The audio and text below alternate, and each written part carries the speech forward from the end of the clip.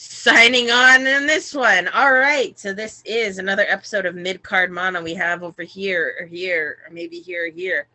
Sam Keola, the wrestling connoisseur, and you have me, the loose cannon, as I, rub my eyes, which is what my optometrist told me not to do, but my allergies are killing me.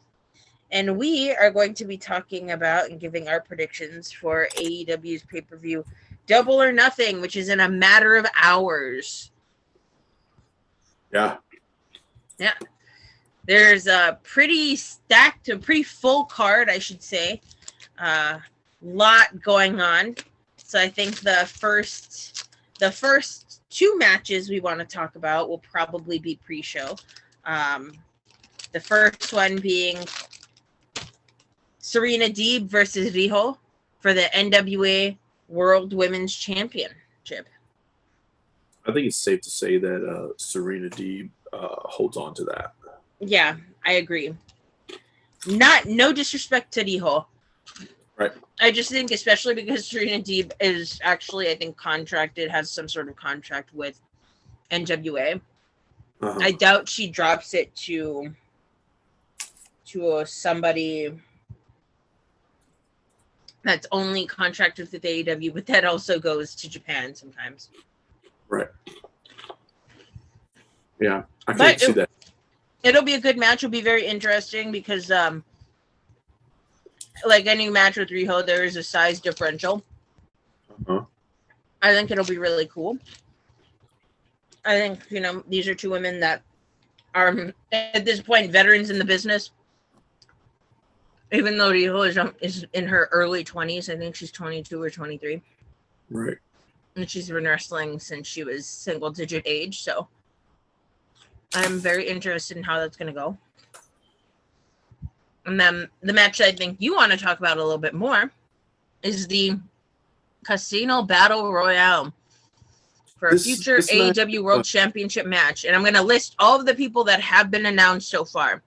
Okay, go. So, Christian Cage versus Matt Sydal versus Powerhouse Hobbs versus Penta El Zero Miedo versus Jungle Boy versus Matt Hardy versus Mark Quinn versus Isaiah Cassidy versus The Blade versus Evil Uno versus Colt Cabana versus Preston Ten Vance versus Griff Garrison versus Brian Pillman Jr. versus Max Caster versus Anthony Bowens versus QT Marshall versus Nick Komoroto versus Dustin Rhodes versus Lee Johnson versus TBA.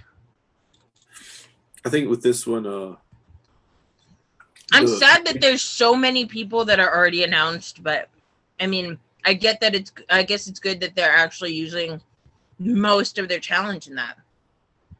Yeah. I think the big one with this is there's so many free talent out there right now. It could be anybody. And I think because of that, it could be a little bit of a letdown. It was a little bit of a letdown, I think, last year with Matt Sydal. I think everybody was expecting a bigger name. You had Sydal show up. It was a letdown. It was cool for the wrestling nerds. Yeah, it wasn't huge.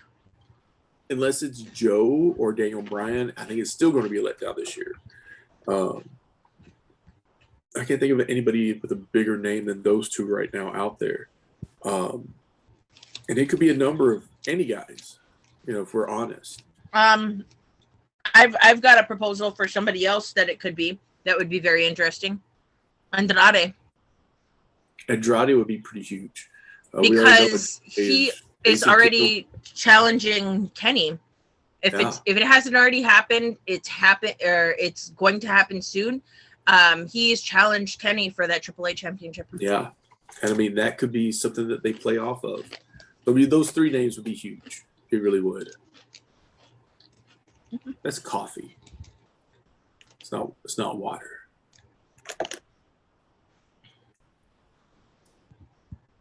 Being taken over here.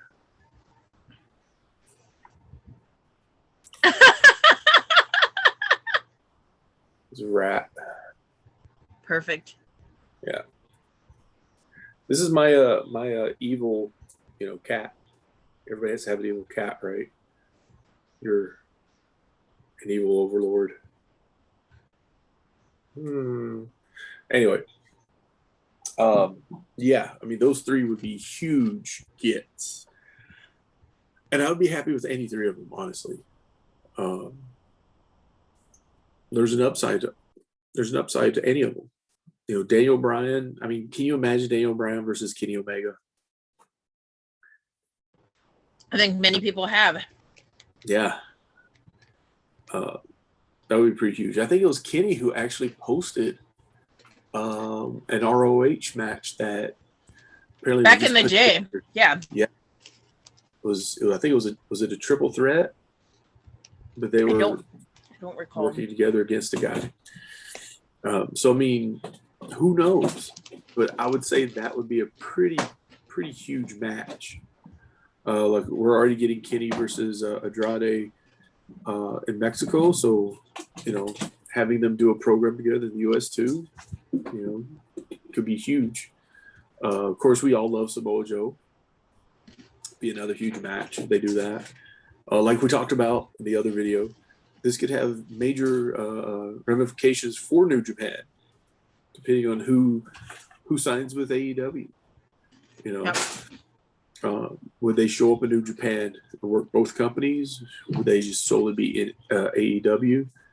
It's hard to say. So I am definitely looking forward to the Casino Battle Royal.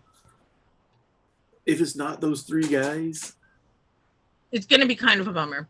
It's going to be kind of a bummer. Yeah, it is. You know, I mean, unless they prove everyone wrong, and then it's somebody that's just solidly from New Japan, like Jay White or some crazy shit or something.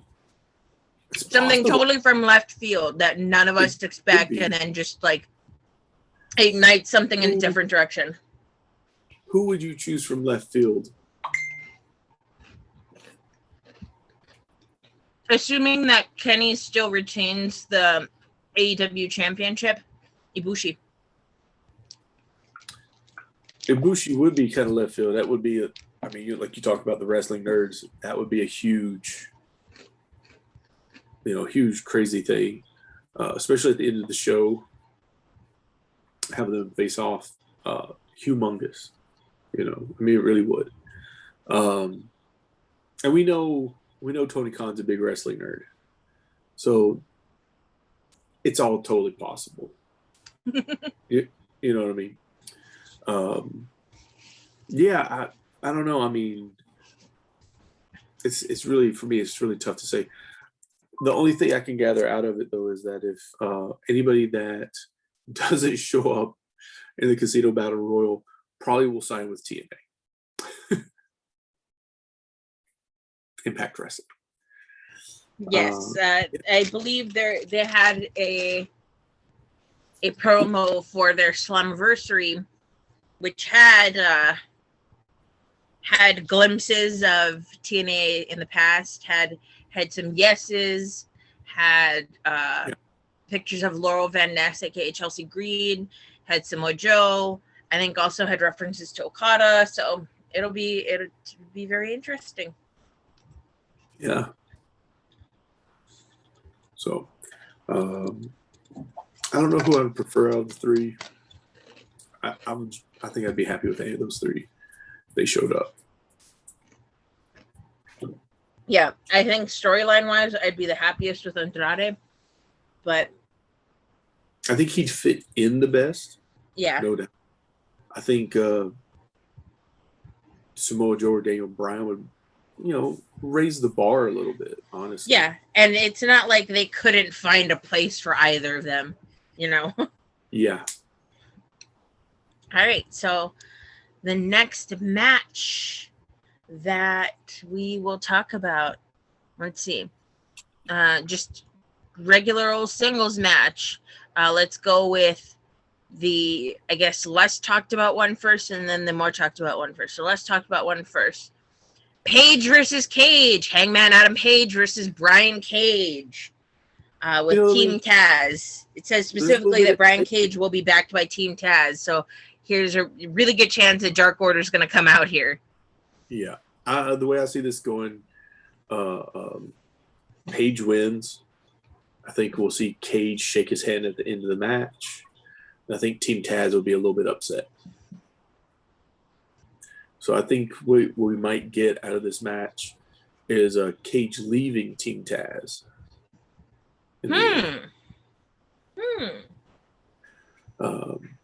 But that would be quite a loss for Team Taz, honestly. It would. Cage has been the sort of perennial member, the one that's been there since the beginning. So, a big push for Hobbs if Cage leaves, which would be great because Powerhouse Hobbs is the man. He is the man.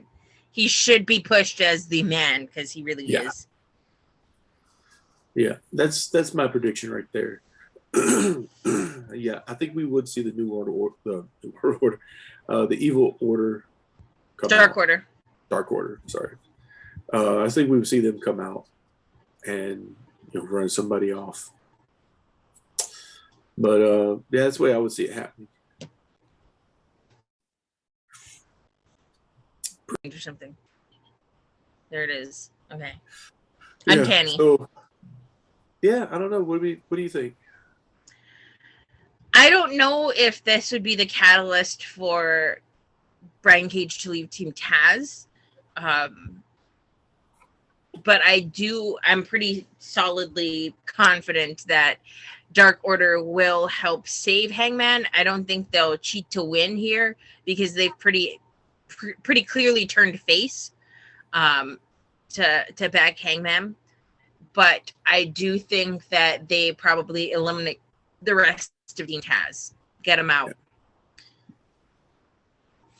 Yeah. Which would be very cool. I can see Colt Cabana going in there and just, throwing some elbows. It'd be great. Man. All right. And then the second singles match that is not for any championship is Cody Rhodes with Arn Anderson versus Anthony Ogogo with QT Marshall, Nick Comoroto, and Aaron Solo. I'm not even sure if this match is going to happen.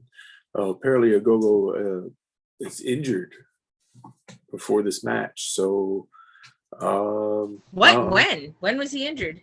I'm not sure. I just saw the headline that Ogogo was injured before the matchup. So I'm not sure to what degree, if the match is still going to happen, if it's going to be like this storyline back out of the match and somebody replacing against Cody. I don't know. So I would think just being in the ring with Cody right now and showing you've got some talent is going to get somebody over. I mean, we've seen it time and again already. Do we see Cody take a fall and it not be against QT Marshall? I think that's kind of the question. Are we going to see this kind of pan out? I don't know. I mean, it's hard to say because he's going into this match, right? Talking about how, he's going in as the American dream, right? And then he gave that pretty baffling promo that I was watching with my grandpa because my grandpa likes Cody because he loved Dusty. And so he's like, oh yeah, that's Dusty's son. He's pretty good wrestler. He's pretty good.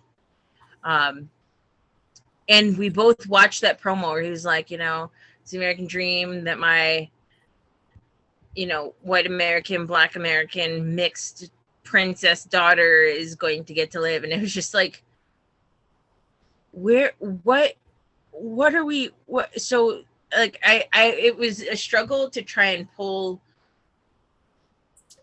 for me, it was hard to try and pull exactly what message she was trying to send out with it. I think it was too sort of oblique for me in a sense that I was like, I think you're trying to do a catch-all, but it was weirdly specific in some areas that I don't understand the catch-all now. And I don't dislike Cody. I just didn't understand that promo. And then it made it seem weird, right? Because then he's talking about how he's fighting for the American dream and how Anthony Ogogo is disrespecting the American dream. But it's just sort of like, But Anthony Ogogo is a lot of the things you just described. He is a biracial man trying to eke out a life in America. You know, he has, you know, national pride from where he's from, which is very similar to patriotism in America. Like, and I was really just like, he's the bad guy because he's from the UK. Like, is that what we're going with? Okay, like, it was just weird to me. And I think for me, it's been weird from the start. Like, you know, okay, you have this guy, he's here, he's part of a group, and he's the foreign heel. You know what I mean? I feel like they could have easily have just gone with him being, you know, Olympic boxer from the UK and not push the foreign heel aspect, you know, the flag and all that. I don't feel like that was necessary. I mean, it led into this gimmicky match of, you know, the American Dream versus, you know, this British Nightmare. But beyond that, I feel like they could have had this match anyway without the country. Without the weird connotations now. Yeah. Yeah.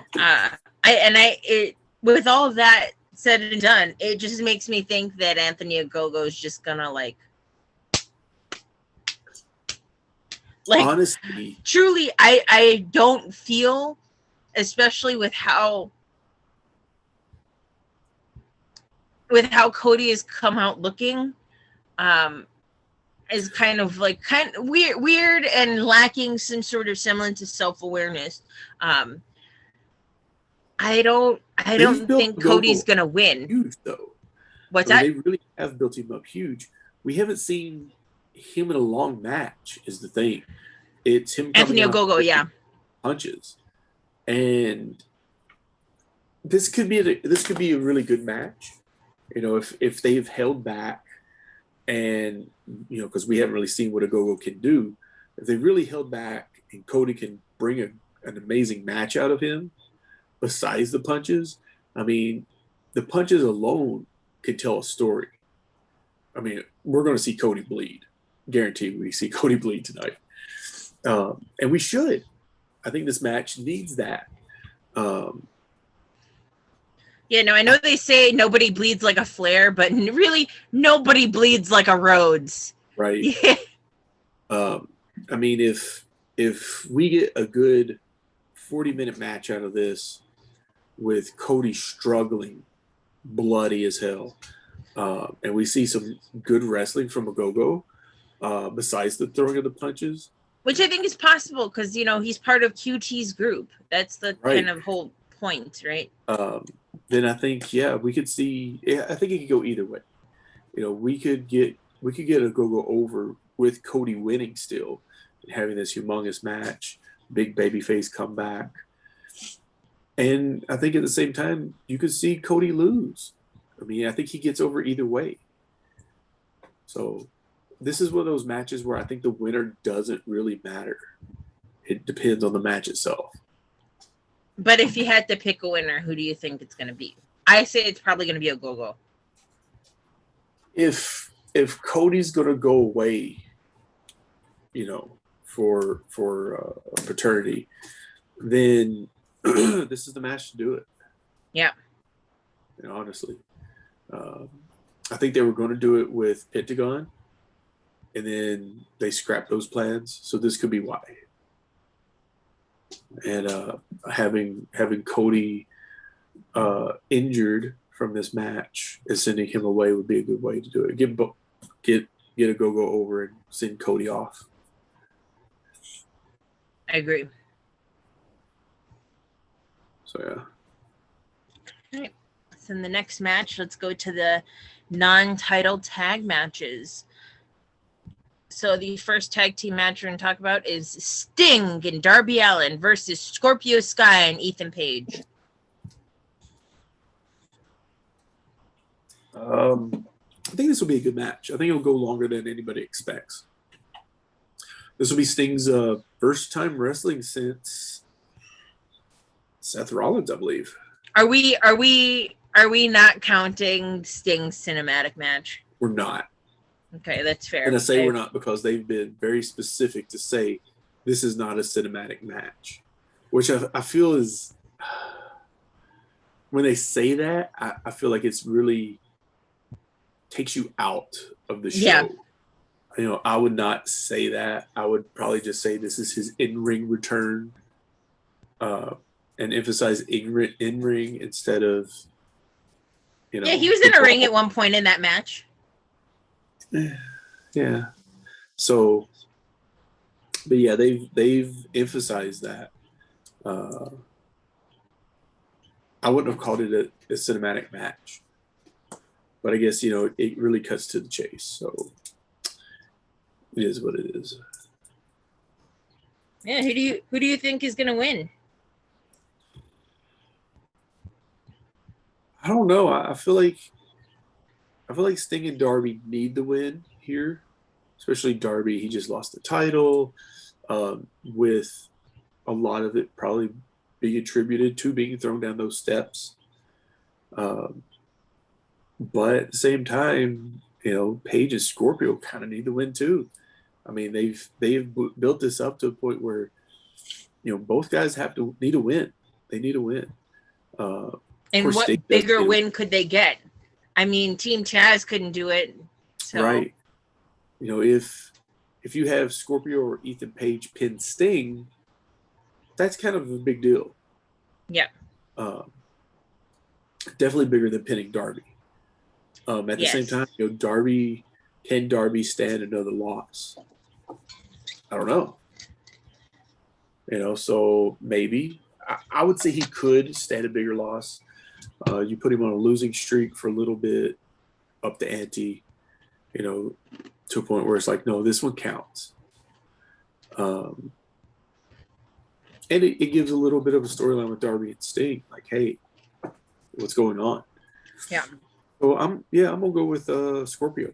Scorpio will pick up the win here, maybe over Darby. I agree. I think it's definitely specifically going to be Scorpio Sky. Yeah. That gets this for his team. I love Ethan Page. I popped huge when he showed up in that ladder match. I was so stoked because he when he was in Impact was one of my favorite parts of Impact because he just gave them. You know what I mean? He did the whole Ethan Page versus Karate Man thing, 100%. Poured his heart into it. You know, I had to respect it, and I respected the hell out of it, honestly. And it was unfortunate that they did him the way they did him, but I'm glad that he's somewhere now where hopefully he's treated with a lot more respect for how long he's been in the business and how really talented he is. And same with Scorpio Sky. I don't think he's had quite the level of weird matches as Ethan Page has. But, you know, Scorpio Sky has been kind of, to me, like the Sonata of AEW or of the promotions he's been in.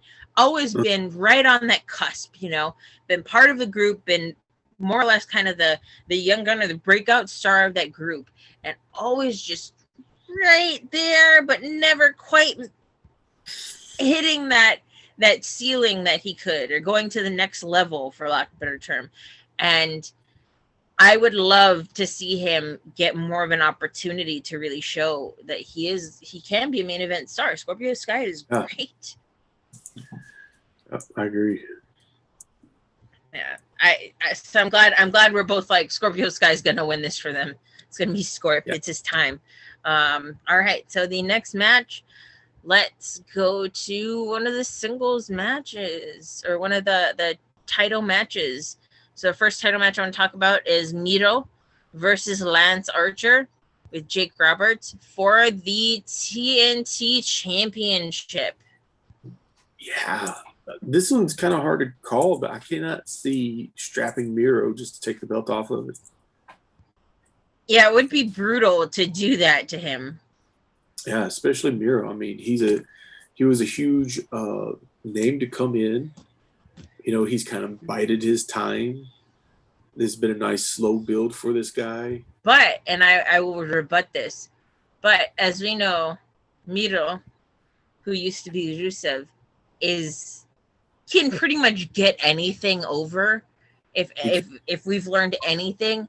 And I think having him like lose by I don't know, some sort of hook or crook from Lance Archer and Jake the Snake, whether it be a scoop or a distraction or something like that, I think that him losing his shit about losing would be hilarious. And I think that could be a workable storyline of him then just going on a rampage until he gets his rematch. The only way I would really want to see that happening, not to take anything away from Archer, is I want to see Jake DDT Miro. And I know it's kind of a, I think Mido would be into it, because I mean, remember his Undertaker thing, bury me softly, brother. It would be huge. We haven't seen Jake do a DDT yet. We've seen him do the short clothesline. We've seen him take a couple bumps, but to see Jake come in and DDT Miro, that'd be huge. Maybe Archer has his back turned. Miro's getting ready to do the sidekick. The referee's not looking. Jake comes in, just spins him around, DDT. Miro gets up. He's all confused, and then Archer hits his finisher. Yeah, I could totally buy that for sure if that's the way they went about it. Would I think it'd be fun. Rematch not, if we had a rematch and Miro won the belt back, would that not kill Archer?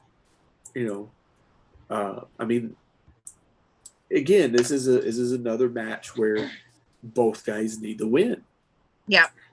Archer, I would argue Archer needs it a little bit more because he's been part of the roster for significantly longer than Mido has. And Archer's kind of tried more than once for that TNT title and just hasn't been able to get that job done. So I feel like him even losing here might be kind of like it'd just be kill fight at this point. You fought how many TNT champions and you've lost to all of them. And this kind of goes back to what Tony Khan says, is that every loss matters. Yeah. So, and I'll give them props that they have booked a card that, the win-loss record matters on this show. Everybody's in a position where they need the win. So yeah, and they've been doing a lot lately where losses are they have added stakes. With the breakup of SCU, aka the Addiction, really, because Kaz and Daniels were the Addiction before they were SCU, was brutal. It was absolutely heart-wrenching. Yeah. So I'm gonna go with you though. I'm gonna say Archer wins because everybody dies. Well, yeah, and I think Mido, and I hope this doesn't come across as mean or demeaning Archer, but I think that Mido can recover from this in a way that Archer at this point would not be able to. Yeah. And I like Lance Archer a lot. Former member of Suzuki-gun.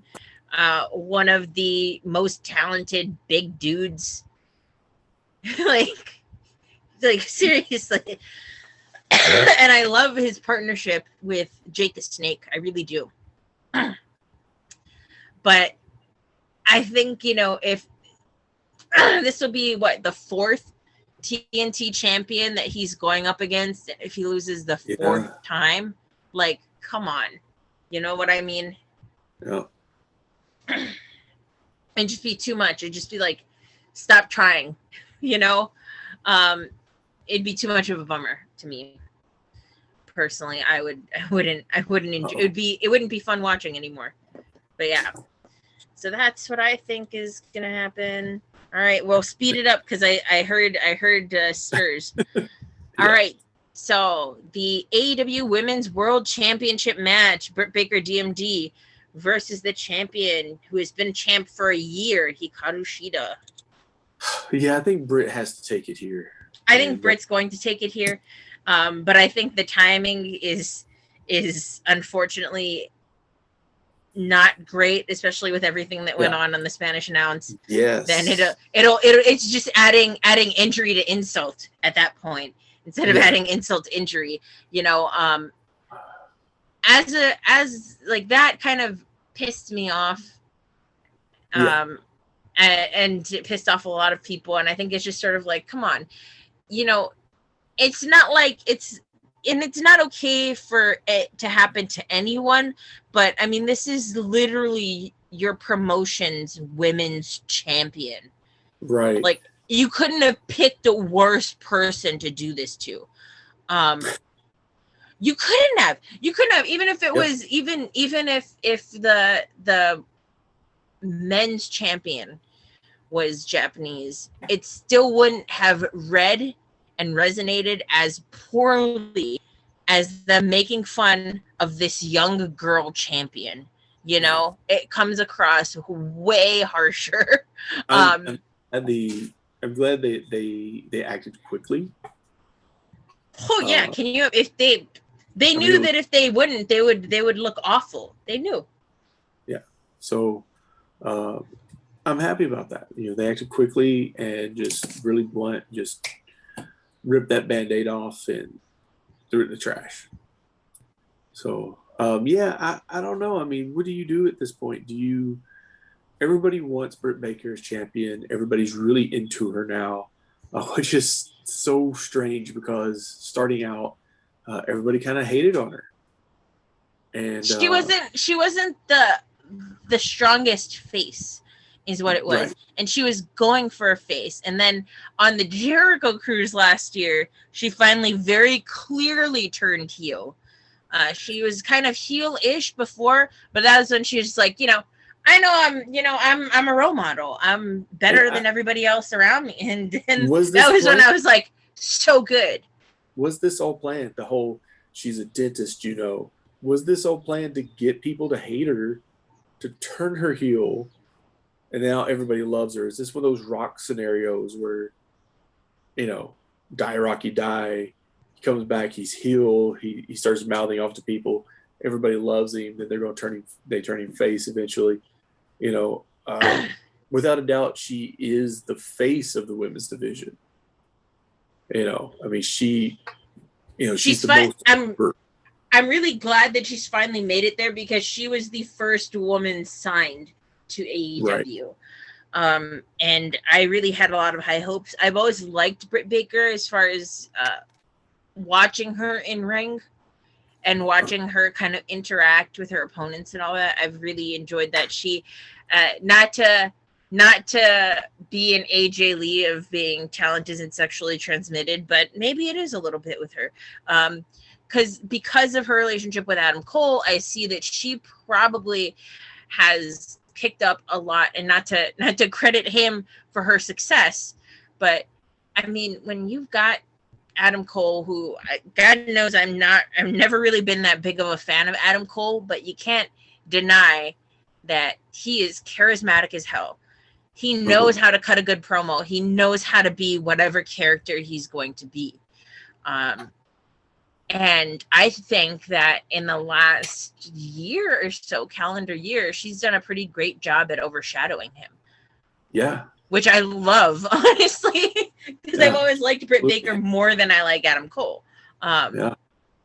So getting to see her really come into her own, really finally command that respect and come into that presence of being the first woman signed with AEW, you know, I love it. And I'm really happy for her. That's the question. Everybody I think expects her to win. She is still heel, so do you strap her tonight or do you keep her in the chase? I mean, the storyline for her becoming champion is a long one, but I feel like it overshadows her versus Shida. You know what I mean? I feel like, I almost feel like this is Britt versus the title and not Britt versus Sheeta. And I know they've really been pushing, like, this is Sheeta's, she's been champion this long, and everything. But can Britt Baker really stop her momentum? Yeah, I mean, like, it feels like we have two separate storylines going. So I wonder if we don't see Sheeta. Good morning. I wonder if we don't see Sheeta retain and Britt still in the chase. And just have Sheeta retain nefariously, or due to distraction, or maybe Britt gets DQ'd or something. Maybe Reba, Rebel. Maybe she causes the loss for Britt. I don't know. I don't think Britt taking a clean fall is going to hurt her at all. I mean, she's healed. She can make an excuse up. I guess. I just think that with how things are structured, I think something needs to get in her way that isn't herself or Sheeta. With how much they've been building her, with that brutal match she had with Thunder Rosa, with everything that's been going into her build for the last literal year. I don't think she can win clean. I don't think she can lose clean. I don't think that makes sense. To me, it doesn't make sense. I think she could. I think she could lose clean if it's a good match. You know what I'm saying? But I think at the same time, come here. You're all shabby headed. Come.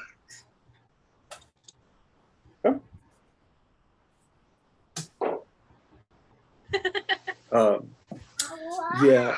Is it a rocket? It is a rocket, yeah. Come here. Come here. Come here. That is a planet. That's a comet. I think she could lose clean if it's like a long, devastating matchup. Maybe shenanigans backfire. And, I think she could lose that way. She could blame Reba. She could blame whatever. She could say, salt got in her eyes, or, blood, or, I mean, there's a number of ways. I think just being a heel, you can make excuses. That's a star. And then you prolong it out, maybe.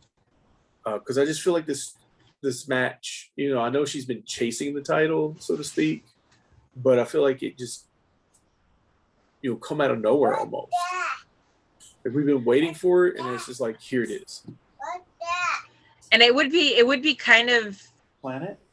It would be kind of, I don't know, it'd be interesting to see how they do it, because it would be very New Japan for Sheeta to hold the new belt for just like a short amount of time and then lose it.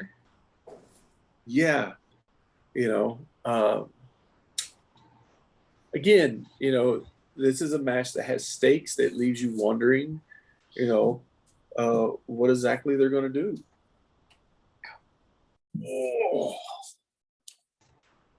right, so let's go with the next match up. Let's see.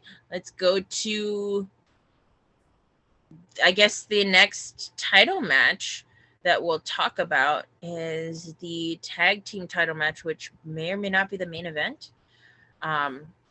So the Young Bucks, of course, Matt and Nick Jackson, with the Elite, which I don't know who that entails at this point, versus Mox and Kingston, Jon Moxley and Eddie Kingston. I think you got to strap Mox and King. I do. I think there's no way around it. You got to strap those guys. They're hot right now. They're amazing to watch. It would be the biggest twist for sure, because I think everyone's always waiting for Mox to take that loss that's going to send him off into fatherhood. You know what I mean? Right. And it seems like that loss is never coming. I mean, I thought it would already be done. Even if it's a short reign, You could do so much with it. I mean, What that? that's just a picture. You could do so much with it. You could strap the Good Brothers out of this. You know, I mean, you could have the AEW titles held hostage, so to speak, taking it to Impact Wrestling. There's a lot you could do. You want to push Scorpio and Ethan Page, man, there's your shot. You know, so yeah, I almost have to go with Mox and King on this one. I mean, I think that seems to make the most amount of sense with how they've been playing this storyline. And usually, and we'll talk about this when we get to the main event and everything else, but usually not everyone in the Elite will win in a night. Right. Typically, there will be a loss, and I think this will probably be the big one. I think that Bucks go down here. Mox and Kingston are just way too, like I said, they're just way too hot to not strap them and to not give the people that title ring. Because you can imagine the promos that are going to come from that. It's just going to, it's going to pay for itself, honestly. Yeah. All right. So let's see. So before we talk about the World Championship match, we got to talk about the Stadium Stampede match, which I think is the next biggest hyped match besides the title match. So it's the Pinnacle, which is made up of MJF, Wardlow, Shawn Spears, Cash Wheeler, and Dax Harwood with Tully Blanchard versus the Inner Circle, Jericho, Jake Hager, Sammy Guevara, Santana, and Ortiz. If the Inner Circle lose, they must disband as a team forever. I think Inner Circle wins here. I mean, they took a huge loss at the War Games. I'm going to call it War Games because it's War Games. They took the huge loss there. I think they have to win this one. And, I think they're going to ride this one out, yeah. I think specifically Sammy Guevara. Yeah. Because he was such an MVP of last year's Stadium Stampede match. I think he plays a big role in this one. And it's been cards on the table. It's been a long road towards starting to actually like Sammy Guevara. He is very talented. I remember him in MLW. And watching him, and it's impossible to deny that he is good, and he's still so young. Yeah. That I think this may lead to our MJF versus Sammy feud. Yeah, and those are the two that I really feel will be the future of this company, aside from people like Hangman Page, aside from like the Acclaimed, aside from Private Party, like all these other teams that are kind of coming up.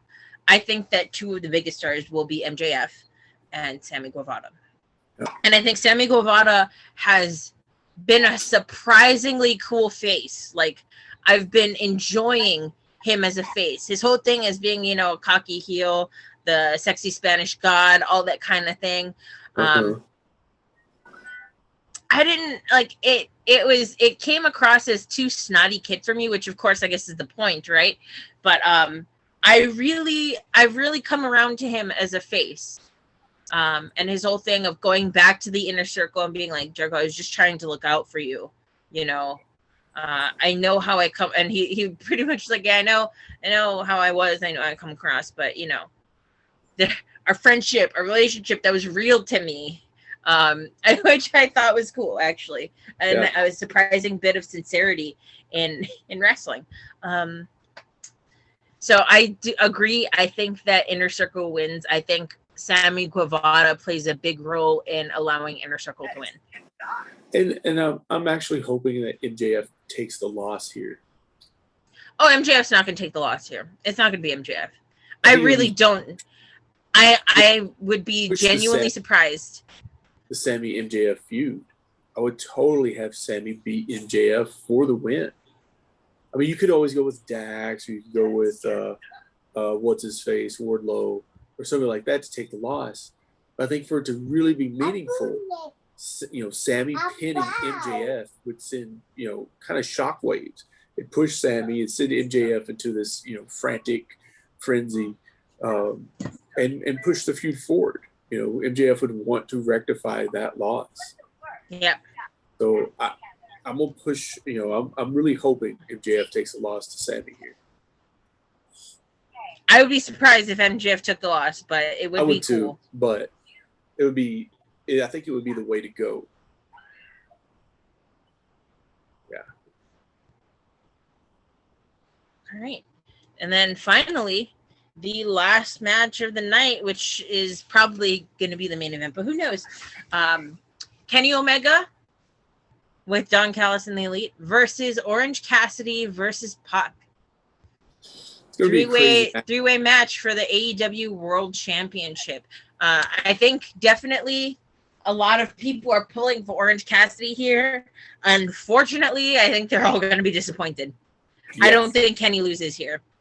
I think it's too soon for Kenny to lose. Unless someone like Good Brothers cost him the match or some shit, then it's going to cause, storyline ripples and his relationship between them and all that. But I don't think Orange Cassidy is going to be the one that walks out as champ. Yeah. And honestly, I don't think. I think if anyone is going to take the pin, whether it be from Omega or from Pac, it's going to be Orange Cassidy. Yeah. And I mean, this is a match that you could technically use to push for more matches between these three easily. Even if it's just on Dynamite. You could continuously revisit this, Orange versus Pac, Orange versus Omega, Pac versus Omega. I think we could keep getting these matches in between the next few, at least. So there's some mileage here if you want. I think Orange doesn't need the win. I mean, Orange doesn't need the belt. So that might be a little bit controversial. I don't know. But Orange is over. Orange is super over. But I mean, so is everyone in Best Friends, Yeah.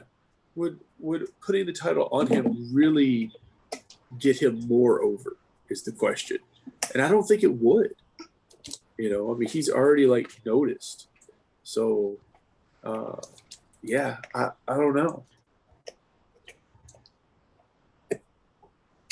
I think if you had you say you come off of this and then next Dynamite you have just Orange versus Omega, then okay, thank you. Then having maybe a non-title match and Orange win, that would almost have more ripples than this Orange winning at this stage.